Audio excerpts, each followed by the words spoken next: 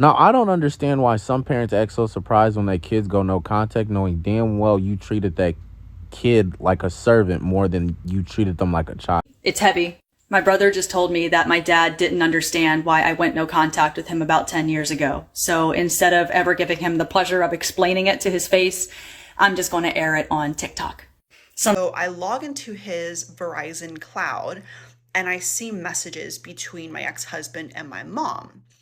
And I didn't think anything of it at the time, but then I was like, I don't know, let me read, like, why is my mom contacting my ex-husband? She adored him, by the way. Why I'm currently not talking to my dad. Yep, we're unpacking our trauma today. Long story longer, he didn't show up to my birthday. The family portion of my birthday plans was to have a brunch at my place, and everyone was gonna make me my favorite thing that they make, and we were gonna have a brunch. Not relevant to the story, but my dad was gonna make me shrimp and grits. So the day of my birthday arises, it's the morning. My grandparents get here first, and one of my sisters, and my mom and my other sisters got here, but just a little late. Sometimes my parents drive separately just because they do, so I assume my dad was coming later. At this point, I have no idea what's going on. About 40 minutes go by, and I ask, hey, where's dad? And my mom goes, oh, he's not coming. So I'm like, oh, okay, completely thrown off and confused, trying to proceed with my birthday because it is my birthday. Then I hear some more gossip about how he's upset and he's never coming over again. So now I'm just irritated, realizing he's purposely not showing up and purposely trying to be petty. So I move on with my day. I can't sit here and dwell on it. I have a whole day of plans. So I text him that night at like midnight and I was like, sad I couldn't spend my birthday with you. And he says, sorry, I was sick. Let's go to lunch or something like that. I still haven't responded because what? Then I hear the next day that he was too tired from work. Then I also hear he was upset about me and my siblings not doing enough for his birthday, which was 2 weeks prior. I'm not saying any of that is true. I still don't know because I haven't talked to him. But if you're sick and you're planning to go to someone's birthday and you told them that you were coming, that you were going to make and bring something, and you end up not being able to come anymore, would you not tell them or text them or call them on their birthday and tell them, hey, happy birthday, I'm not going to be able to make it, not feeling well? It just blows my mind that there were so many different reasons that were told to me. Obviously funk in the tank, and I just don't understand why you would purposely not show up to your own daughter's birthday if any of those rumors are true. I already have a lot of trauma surrounding my birthday, and he knows that, so I feel like it was intentional. I don't know if it was. I'm not saying it was, but I feel like it was. So as of now, I'm not talking to him. The only problem is my little brother graduates soon, and I'm gonna have to be around my family. So I don't know the best way to like move forward or like move past this, because obviously like life is short. You don't hold grudges forever. But as of now, I just can't. Like I can't. And I don't even think he notices that I'm not talking to him because it's only been a few days. So let me know if you guys think I'm in the wrong or what I should do. It's heavy. My brother just told me that my dad didn't understand why I went no contact with him about 10 years ago. So instead of ever giving him the pleasure of explaining it to his face, I'm just going to air it on TikTok. Sometime after my parents divorced, he would start calling the house in the middle of the night, blackout drunk, to tell us how much he loved us and missed us and how big of a bitch my mom was being by keeping him away from us and how it was so unfair of her to take this whole thing to court for child support and custody rights. Mind you, I'm one of the children in question. I'm maybe 13, 14 years old.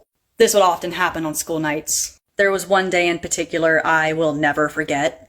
My brother and I were staying the night at my grandma's house, and that night he managed to get himself arrested for drunk driving, get his vehicle impounded, and spent the night in jail. So the next morning, he walks to the nearest gas station and calls Grandma to come pick him up. It's maybe 8 o'clock in the morning at this point.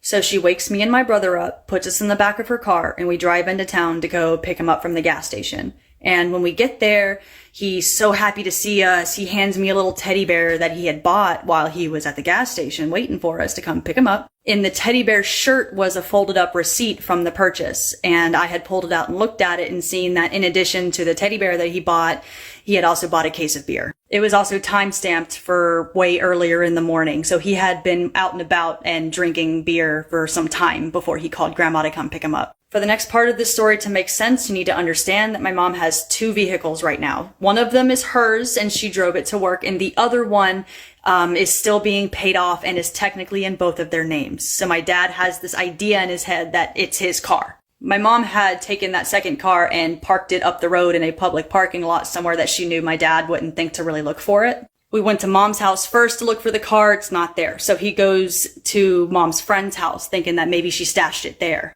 My mom's friend had a garage, and the door to that garage was a little bit broken. It didn't quite close all the way. It would leave like a foot of clearance from the ground. And it's like pitch black in the garage. He can't see in there, and he can't get the door to open either. So he walks back to the car, has my little brother get out. He's like 8 years old, to crawl under the door of the garage to see if this car is in this garage. It's not. He's pissed off at this point. So we get back in the car and we're driving down the road crazy. He's all over the road. He's ranting and raving in the front seat. Me and my brother are scared shitless in the back seat. And grandma is in the passenger seat just useless. So he drives to my mom's job and bangs on the door and demands for her to come out. And me and my brother are in the back seat, so I don't hear any of this conversation, but I can see them going back and forth in the doorway.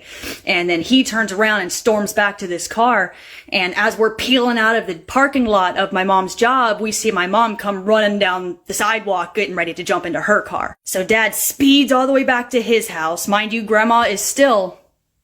By the time we get to my dad's house, my mom has caught up with us and she is right on his ass when he pulls into that driveway. My brother and I jump out of the car and I go straight for mom's car because what the fuck? And when I get there, I turn around and realize my dad had grabbed my brother. My mom runs up to my dad, grabs my brother's arm, and they're yelling back and forth and they're pulling him back and forth while this is going on. And I'm standing there, tears in my eyes, trying to tell my brother, pull away, pull away. And he's like, I can't. He won't let go. And as a reminder, grandma is still there and she's just... There was another time somewhat after this where he went to my mom's house in the middle of the afternoon, blasted, while me and my brother were at school, threatening her life because he wouldn't let him see us. What he didn't know and what my mom wouldn't tell him is that me and my brother had asked not to weekends anymore because he was always drunk when he picked us up. He was drunk the whole time he had us. He was rude, he was condescending, and I was always scared. This is about when the nightmares started because I was afraid he was going to come to the house in the middle of the night and try to take us. Sometime after that, he gets a job offer from one of his friends that lives in New Mexico and decides that he's going to take it. So he packs up all of his shit and leaves for New Mexico a whole 2 days before my birthday. He always made sure to come back for my brother's birthday, but never mind, and I noticed that. Anytime I expressed an opinion that he disagreed with, he would tell me how much I was just like my mother in the worst way possible. He would say that a lot, actually, and it was very apparent that he didn't want me or my brother to have a good opinion of my mom, so he would shit talk her constantly. And one of the last things I'm going to talk about, because I'm starting to stress myself out a little bit, is one of the last times I had seen him, actually. This was back in 2016, and I only remember the year because it was an election year, and I ran into him at the voting area. So he stops me in the parking lot and starts talking to me, and I don't know what to do, so I start talking back to him. You know, the biological... Now, I don't understand why some parents act so surprised when their kids go no contact, knowing damn well you treated that kid like a servant more than you treated them like a child. Now, don't get me wrong, there's some amazing parents out there, but then there's a select group of parents that traumatize their kids, that never allowed their kids to speak, never created a safe space, and to be honest, you're one of the reasons why your child deals with so many different issues like anxiety, because you stressed that kid out. That kid never was allowed to be a kid because you forced them to grow up fast. Now, a lot of parents are going to say, I was young, I tried my best, I did everything I could. That still doesn't mean that you ever had the conversation where you apologize for all the wrongs that you did to your child. If you as a grown adult, 40, 50, 60 years old, still can't self-reflect and listen to your child vent about the things that they went through, and you're just going to dismiss their feelings, that's why they don't want to talk to your ass no more. I understand this might make some of you mad, but a lot of these kids don't ask to be here. You sat up there and had that child. You sat up there and brought that child into this world. Now, if you did it in an irresponsible way and or you had a child before you was ready, are you going to put that onto the kid? Or are you going to take responsibility for your actions. At the end of the day, a lot of kids would love to love their parents and have that relationship. But a lot of adults act like fucking kids. Hi, if you don't know me, my name's Dan and I talk about my experience of growing up with a toxic mum, family trauma and domestic abuse. No, I don't talk to her anymore. It's very recent though. So for the past 6 months to a year, I'm very anxious and weird around my mum. Every time I'm around her, I feel like the vibes are bad. I feel bad energy. And I've been feeling very angry, upset about everything. And when I bring it up to her about, oh, do you remember that this happened? Every single time I bring stuff up, she says, why are you bringing this up again? Every time we speak, you make me feel like shit. It's very heavy on there. Why do you constantly bring this up? I've said sorry. It's almost like, why are you still hung up on this? And I just had a thought. I'm gonna just speak it with you guys. She also says things like, if it makes you happy to feel angry, then, you know, feel your feelings, feel your emotions, let them out, but does it make you happy? Now, healing is a process, right? Healing from trauma, healing from things that people have done to you, things that you've done to you, things that you've experienced is a process.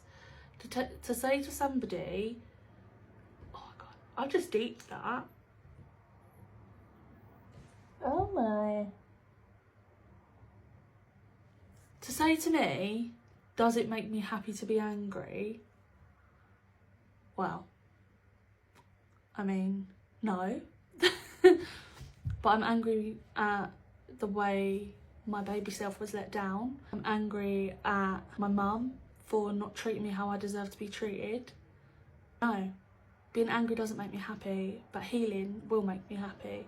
And speaking about things that have happened to people that outside of the situation has blown my mind. Like your guys' comments, like in response to my mum not taking me to the hospital, has blown my mind. Because everybody in my family, it's like a joke. It's like a really big joke. It's like, oh, yeah, we left Dan.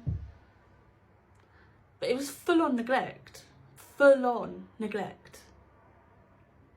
But it was a joke. It was like a joke because I have ADHD, I hurt myself a lot because I lose balance. You know, I think about other things when I'm doing things. So I would hurt myself a lot. And it was almost like a joke. Oh, Dan's hurt herself again. Oh, Dan's done this again. I've said to you guys before, I was like the butt of the joke. I'm the butt of the joke for my family. Is it funny to watch your child crawl on the floor and crawl up a toilet because they've broken their foot? Don't think it's funny. And your guys' response is honestly helping me heal so much, because like, I was reading through them and I just cannot, I feel so validated, because like it was so fucked up. And for so many of you to say, no, that's neglect, I would have called an ambulance. Now I was scared to do that because my mum was very weird around the police because of the kind of job she had. So I was never going to do that. But yeah, your guys' response honestly is helping me heal so much. So you guys, honestly, my heart is full. I've gone on a complete tangent here. I don't even know what I was talking about. But basically, I stopped speaking to my mum because of all the feelings that I was having. Mother's Day come around, my brother and sister planned something and I didn't want to go because I've been feeling it for months, in a headspace. I don't know where I want to go with my mum and I's relationship. I don't know where I want to go with my whole family's relationship. Every time I'm around my family, I feel like a failure. I feel horrible. I feel laughed at. I feel ridiculed. I've said for years at this point, that I can only take my mum in small doses. Now, if you can only take somebody in small doses, there's something wrong with that relationship. I'm not talking about you can't spend 2 weeks on the trot with them, but I would literally time it. Once it got to a certain time, I'd be like, right, I need to go home. I can't. Can only take her digs for a certain amount of time. Can only take her comments for a certain amount of time. Can only take the ridicule from her for a certain amount of time. I cannot deal with it for too long. And when I say that out loud, it's insane that I put up with it for so long, but I did. And yeah, so that happened.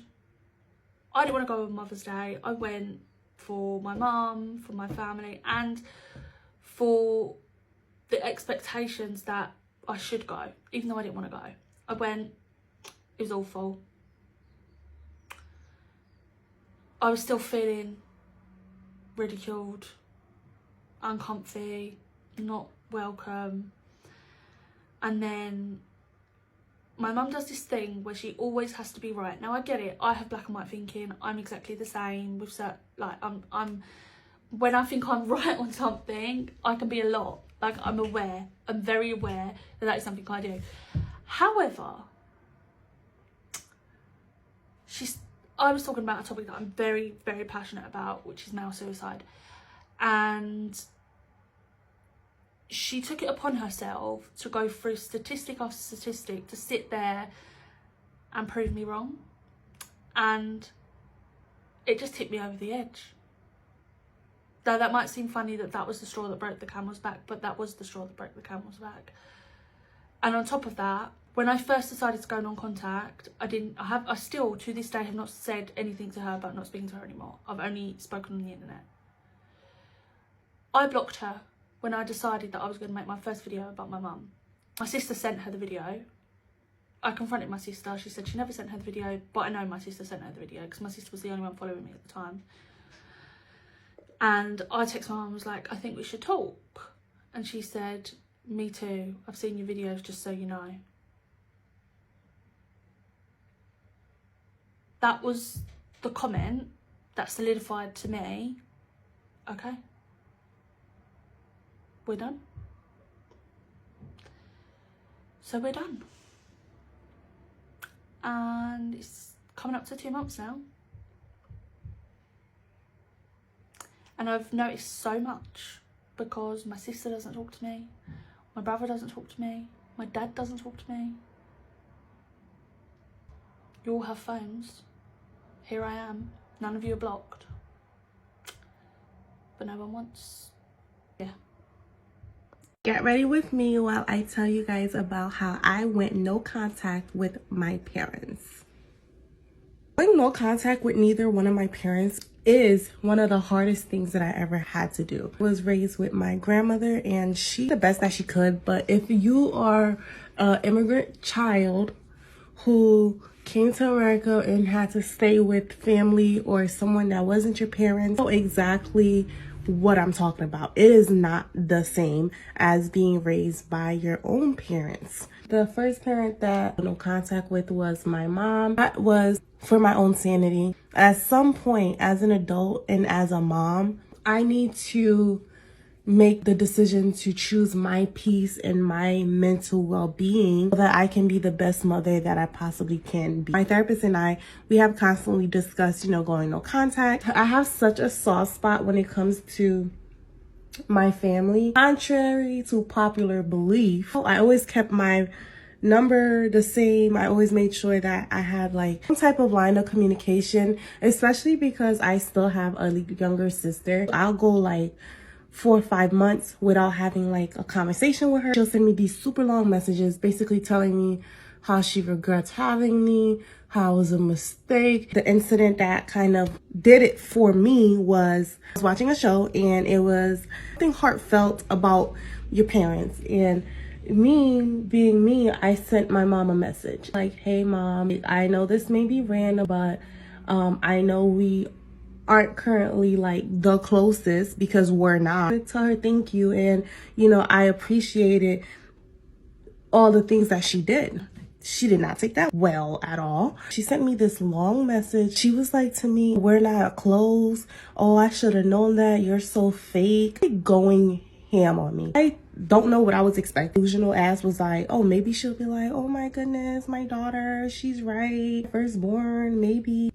No, she took my intentions and she made it something that it was not. After that, I was just like, I am done. Send my brother a screenshot and he's like, oh yeah, like she's going off right now. Our younger sister tried to explain to her like what your intentions were, like she's taking it the wrong way, obviously. One thing about my mother is that she is as stubborn as a freaking mule. Mom has this thing where she'll like send you these messages back to back of like, you know, verbally abusing you and just saying so many negative, mean, unnecessary things. I was just like, I'm done. I'm tired of being people's puppets. Me as your daughter, I'm not doing daughter shit. Like, and that's just on that. I'm done overly extending myself, overly compensating for, you know, the approval of people who can give literally two fucks about me.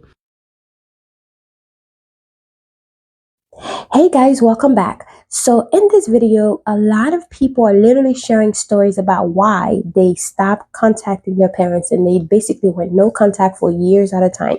Now, as someone who grew up in a Haitian household, in an islanders household, where my parents are from the islands, as myself, I am from Haiti, I cannot imagine.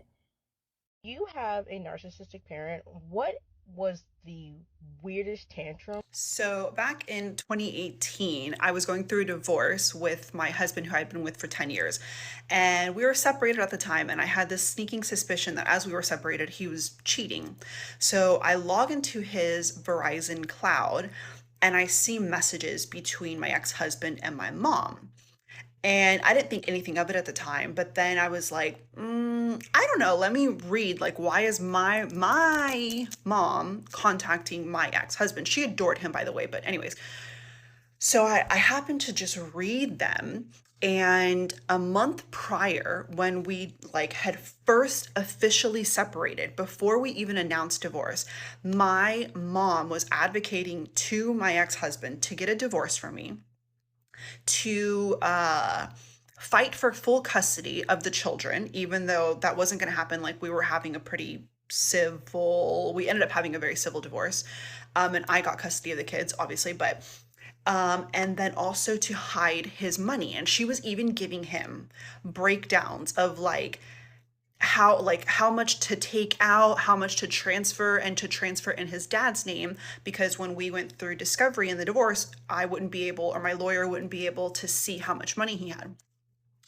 So I took a picture of I was just so taken aback. I was like, what the fuck? But that, if you knew my mom, that's like, she's like that. She's like my number one hater. So I took pictures of it and I told my sister about it. And I told my sister, my older sister, I'm the middle child. I told her, don't say anything to mom. I want to confront her with you next to me, and I want to see what she says. So we confront my mom a few days later, and I asked my mom why she did it. And my mom looked me straight in the fucking face and said, I'm lying. And I was like, what do you mean I'm lying? Like, I log into the fucking cloud and I see it and I took pictures of it. Like, what do you, and she said, you photoshopped those pictures. She was sitting there gaslighting the fuck out of me. Okay.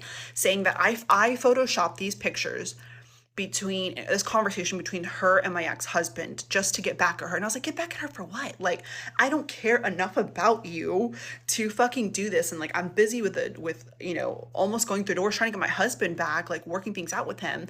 Why the fuck would I like cause drama like that? Then she changed her story and she said, no, it was my ex-husband who was trying to divide us as a family.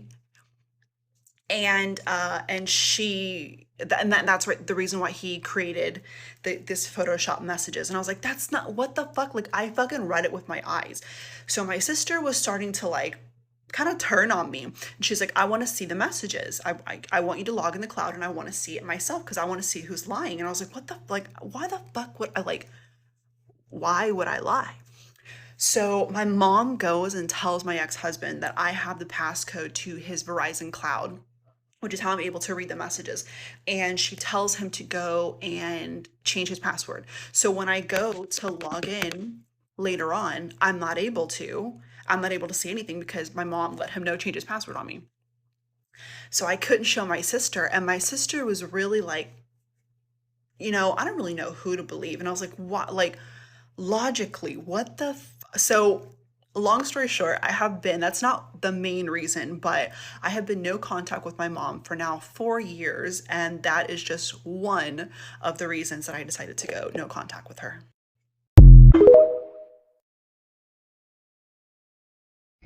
Story time about why I went no contact with my parents. I am an only child. And as of yesterday, I went no contact with my mother. Over the years, I have talked to my father on and off. He was not present at all during my childhood. Not in the way that he was supposed to be. He got run out of Philly by some Jamaicans. You know, and couldn't come back to Philly because they were going to unalive him. So yeah, my dad left Philadelphia when I was 6. I am now almost 34. So my mother is the one that raised me. I grew up in a very toxic household, living with her, my grandmother, my aunt, and her 2 children. I am my mom's only child. And throughout the years, she has been very verbally abusive, belittling, cussing me out, calling me all types of names and stuff when I speak up for myself. My mom was the bully, so to speak. I watched her have hella temper tantrums around the house when she didn't get her way. And then when I finally got old enough, because I was tired, the first time I moved out the house, my grandmother called me telling me that my mom was stomping and throwing stuff around and slamming doors and having a complete temper tantrum because I finally moved out and got my own place. Like, what? Fucking weird. So, that is not the reason why I went no contact with my mom. You know, parents make mistakes. You know, nobody's perfect. However, my mom has made some mistakes that I feel have altered our relationship a long time ago. If you go back, like a while back, maybe 6 months to a year ago, in my TikTok post, I had did like a stitch on a video, and I talked about being molested.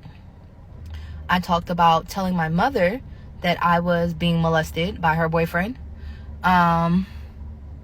To which her response was to stop wearing shorts, basketball shorts, mind you, because I was a super tomboy. Stop wearing shorts around the house, and he was high. He was probably high. Okay, so what about all the times that followed the first time he did it, right?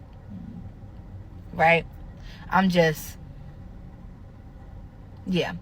My mom went around telling everybody that I was lying about it, and just all this other shit, but then coming back and telling me that she's doing something about it, or she was not doing anything about it. This was a conversation we had as an adult, where she claimed that she had a case open on him and all this other shit. She did not. Because at that time, the only thing my mom was focused on was getting high and fucking drinking. Guzzling alcohol. She's alcoholic, okay? So, like, the reason why I went no contact with my mother, my father, I tried to mend our relationship, but my father wants to ignore everything. He wants to ignore that he wasn't there. He wants to ignore all the things that he missed. There's no apology. There's no accountability. There's nothing. And there was like a smart ass comment he made to me back in 2020, which is when I had last cut him off, about me being super mom because I'm busting my ass to make sure my kids have what they need. Like, what? And I told him right then and there, I said, you know something? You cannot relate or comprehend what being a parent is like because you were not a parent. You were not present. You got these women pregnant and you dipped. That's what you did. So keep them smart ass comments about me being super mom to myself. Yeah, bitch, I have to be super mom. Who else is going to be super for them? Nobody. Now, what prompted me to cut my mother off? My children. Okay, so I recently had a baby. You can see that on my page as well. I recently had a baby within the last 3 months. And, you know, I haven't been bringing her around anybody or anything like that because she was a preemie. And I don't want anybody getting her sick or, you know, passing their germs off to her. Whatever.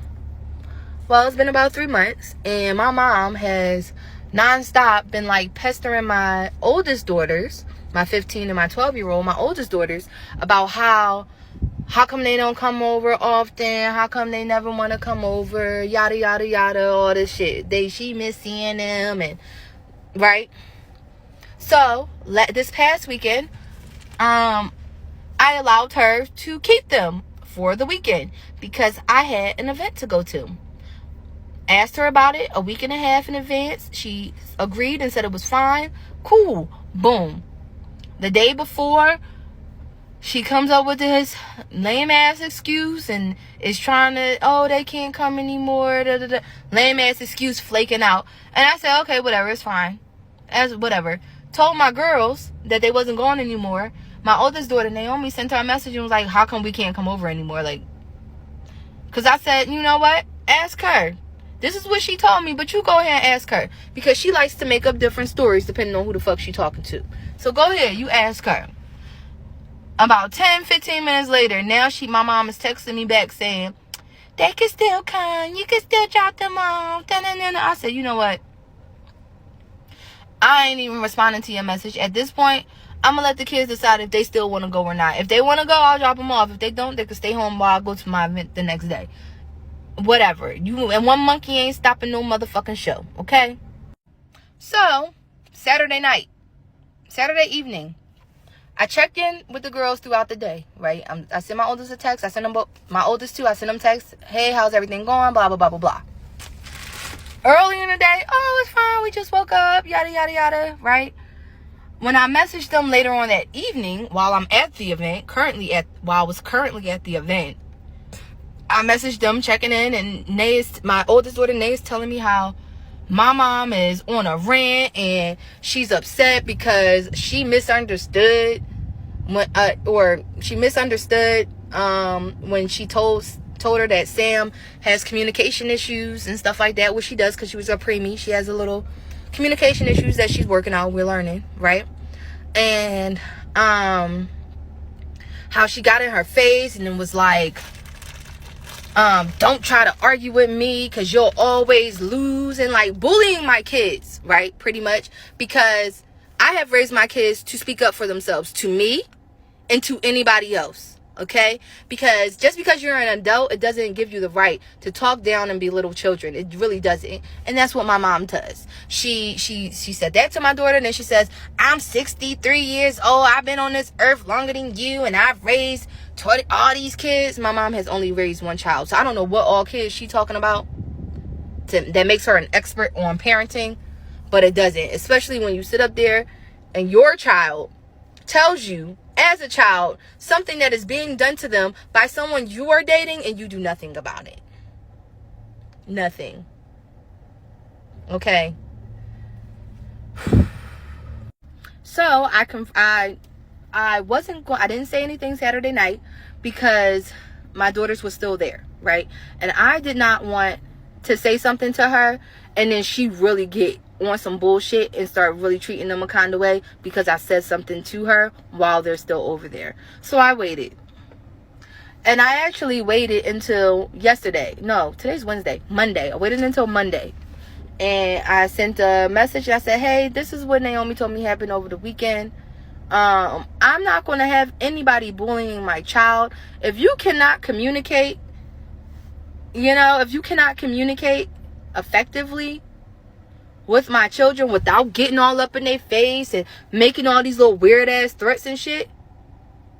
And I didn't even say it like that, all rude. But you get what I'm trying to say, right? Like, if you can't treat my kids the way I want my kids to be treated, you don't have to be around them. She came back at me and then just started going off. Hey, I'm not going to be disrespected and it's a way to speak up without being. I said, it's only disrespectful to you because you don't like what she said. You don't even like that she voiced how she felt. And that's the problem. And it ended up turning into this huge crazy back and forth that I don't want to be a part of anymore. And by the end of the conversation, after she had called me all types of names and stuff, I said, you know what, I'm not doing this anymore, so I'm done. Like if you want a part 2.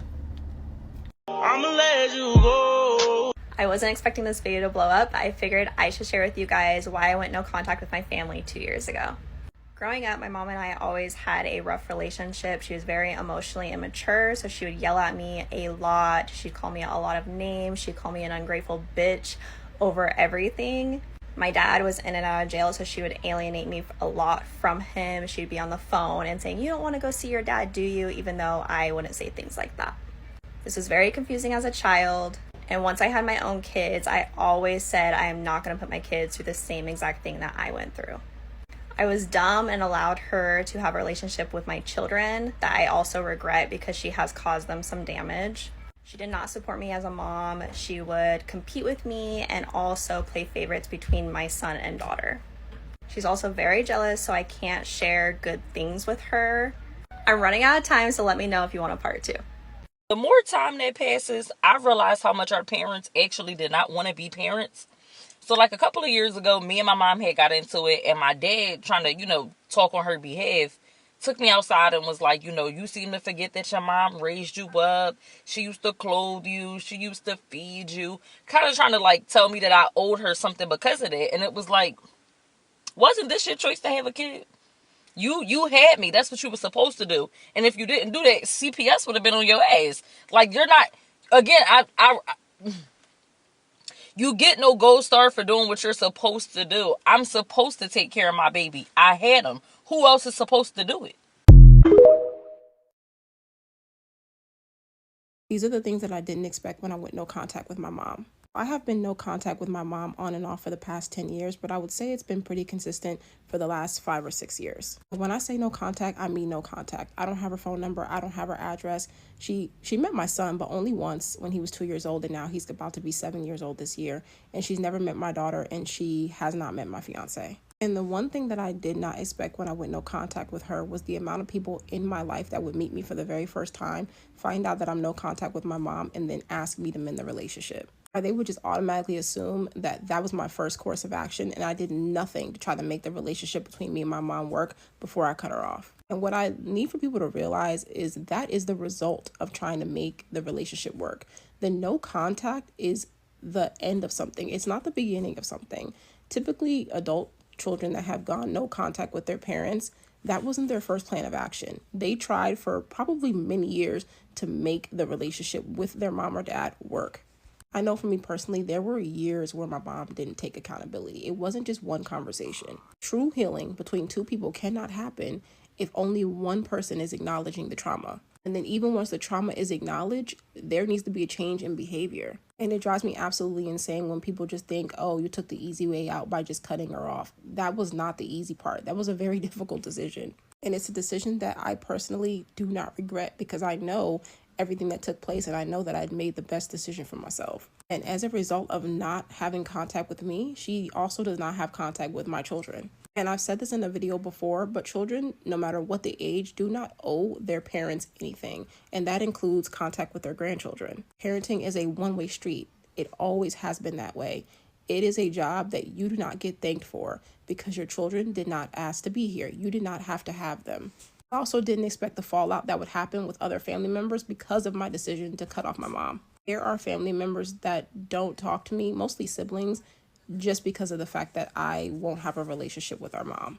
And that's okay too, because although we have the same mother, I do realize we had a different experience with her based on the amount of time that we spent around her. I'm just saying, if you meet a person and find out that they're no contact with their parents, please respect their decision. And keep in mind that it is always the parent's responsibility to mend that relationship. It's never the child's responsibility, no matter how old they are. Okay, we are about to turn this into a Mama Trauma series part 2. So reasons why I went no contact with my family 2 years ago. Growing up, there was a lot of emotional neglect, specifically from my mother, but my story is kind of confusing. I had the type of mom that did stuff for me, so she would throw that in my face any chance that she'd get about all the stuff that she was doing for me. And with that, I was always super ungrateful, even though she was never meeting the needs that a child needs met. For example, I was always late going to school. I'd be late getting picked up from school. I was late getting picked up from sporting events. This created a lot of anxiety with me as a child, and in turn, if I was ever upset, she would say, like, how dare you for being upset because of after all I do for you. I would be immediately shut down. I also had the type of mother who she would choose all of her boyfriends over me. Now, when I mean that she chose boyfriends over me, I mean that she would have sex in the bed when I would be in the bed with her boyfriends. My mom also has a drinking problem that she will never admit that she has a drinking problem, but when she would drink, things would get a lot worse. That's when mean things would be said. If you brought up her alcoholism, it would be immediately that she's not even drinking, even though she had a drink literally 2 days ago. I was forced to grow up very early, as I have a sister that is 10 years apart from me. So when I was 10, I was basically thrown into a second mother caregiver position versus having to be a sibling or a sister, which also caused me to lose a lot of my childhood. My mother is also white, so clearly I am mixed, and there was a lot of racial things as well.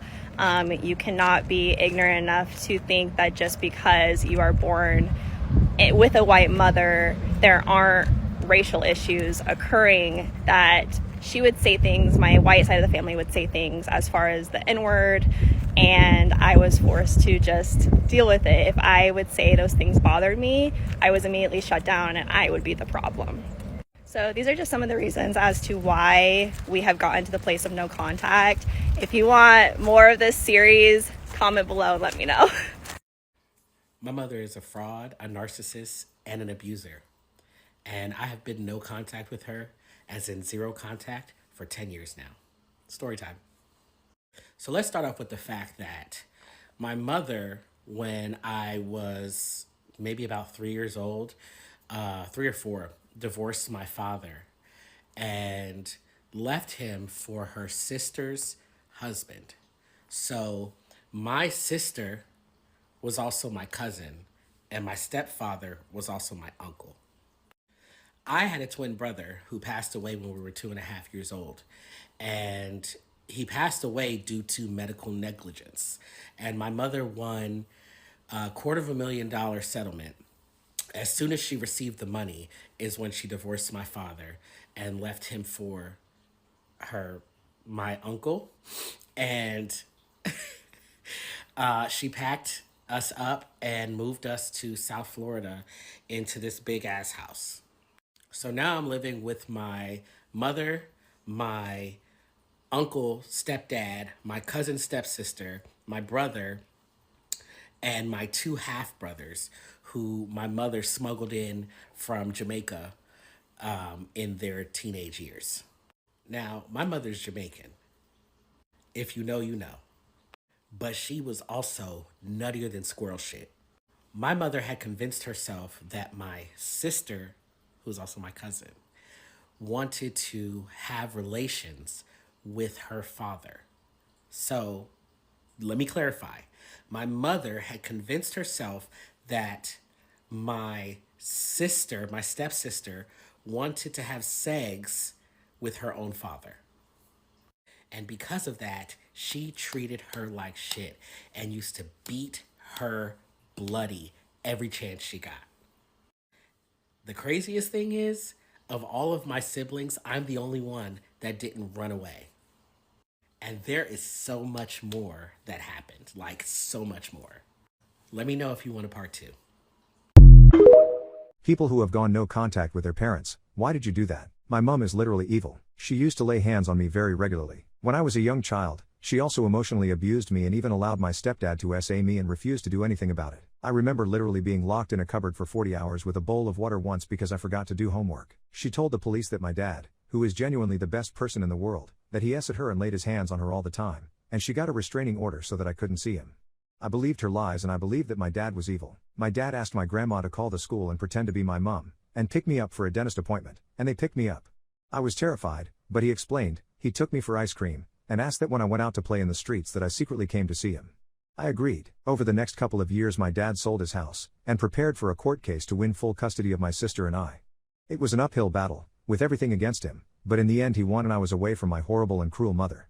I was 11 when my dad got custody. It's been well over a decade since it happened. I still have scars, physical and emotional, from my mother, but I'm mostly happy overall. I have literally the greatest dad on the planet who gave up his dream career and his home just to guarantee my happiness. I've seen my mom once since I moved out in January. 2 months before my 12th birthday we passed each other walking down the street. We didn't say a word to each other or look at each other.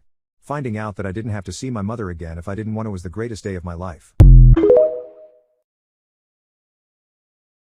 Ever going no contact from my parents, from my mother especially, right? My father has passed on already, but from my mother especially. I mean, as someone who grew up with islanders, I feel like once your parent bring you here, once they bring you to life, basically, once they give birth to you, you are indebted to them, and that's how they make you feel, right? So my mom is a little bit more lenient now because we had to teach her. We had to teach her to calm down, to let us live our life, because now it's our time to live our life.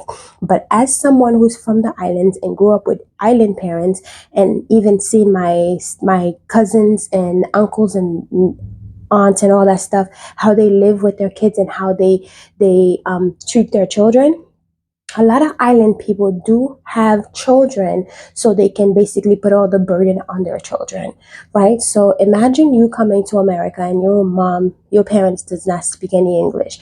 Just know that all of the burden and responsibility is going to be on you. So I can understand why some of those children are going no contact from their parents, because a lot of parents have children just for the sake of having children, and then they put all the responsibility on those kids because they feel like you owe it to them.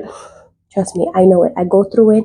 My parents, literally my mom, we had to teach her. Once we come to United States, she was already here before us. And then when we all came here, we had to teach her how to treat us. We had to teach her how to love us. We had to teach her the proper way to love. We had to teach her all those things, even though it's not like she was doing it wrong. It's not like she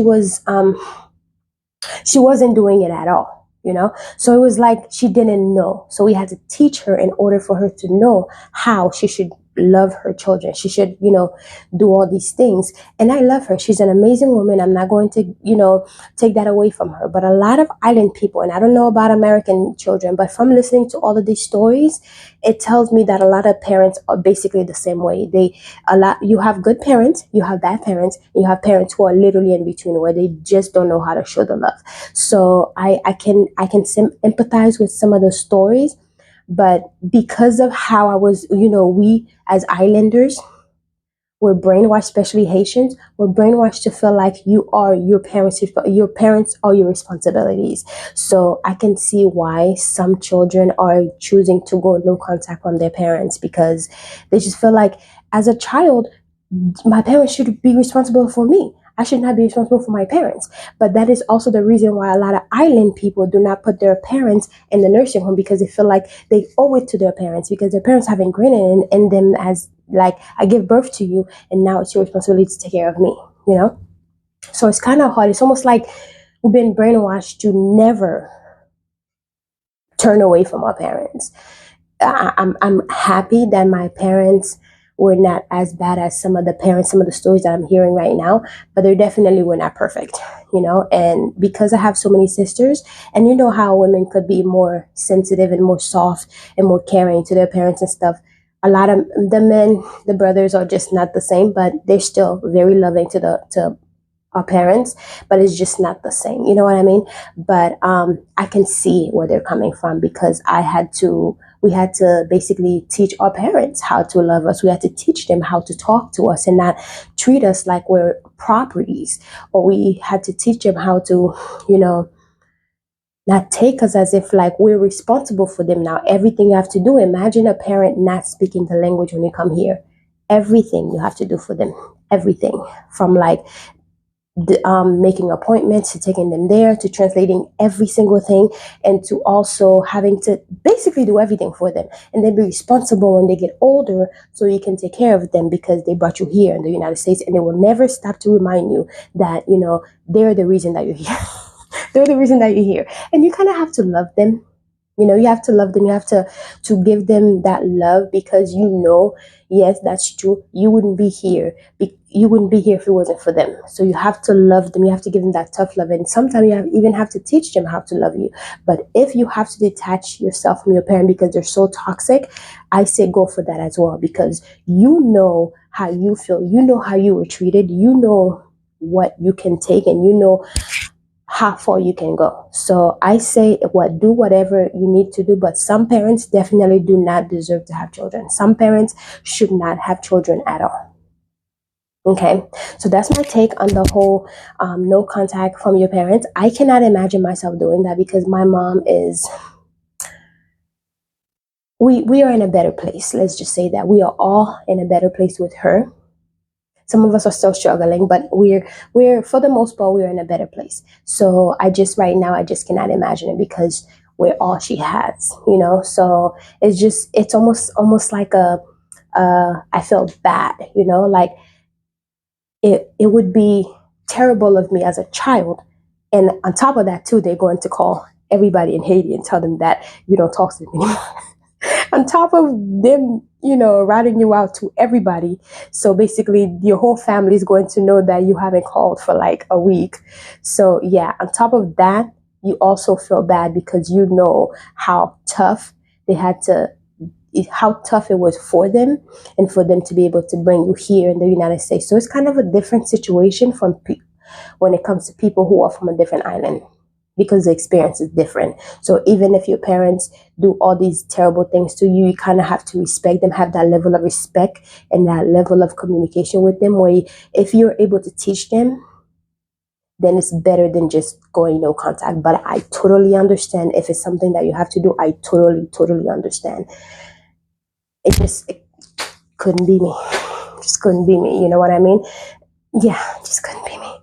Yeah, so anyways, guys, go ahead and click anywhere on the screen to check out the next video, and I will see you guys tomorrow in my next video.